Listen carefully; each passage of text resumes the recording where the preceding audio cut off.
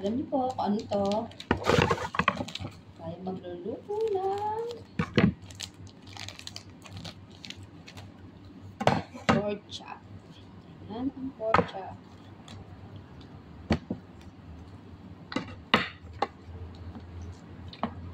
Bigyan ko na siya guys ng konting ano yan eh, yung tawag dito, patis. Bigyan ko ng konting patis.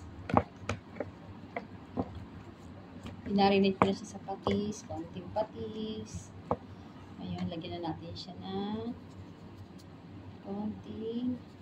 Siyempre, inugasan ko na ito kanina ha. Baka isipin nyo, pa inugasan. Tipo, inugasan ko na ito kanina ha. Tapos lagyan natin siya ng konting asin.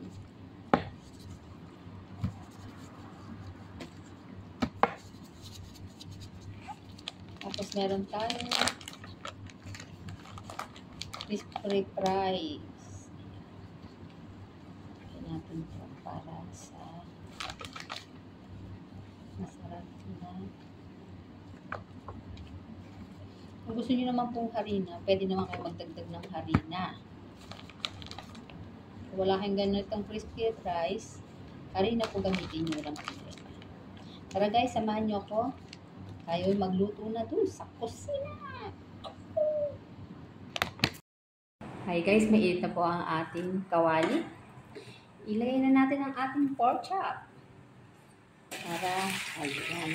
Dahan-dahan lang po natin ang ating apoy. Para maganda ang kanyang pagkakaluto. Ayan. Ulam ko na po ito para bukas.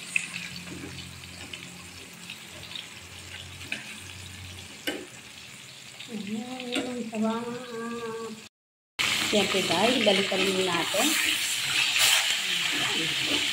Napakasarap. Napakasarap natin.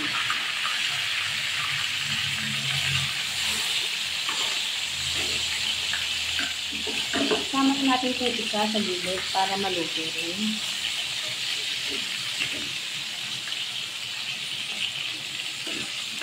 Mahina lang naman po yung apoy natin. Guys, luto na at hanguin na natin yung luto. Ayan. Maaga na ako nagluto para bukas ay may ulam na.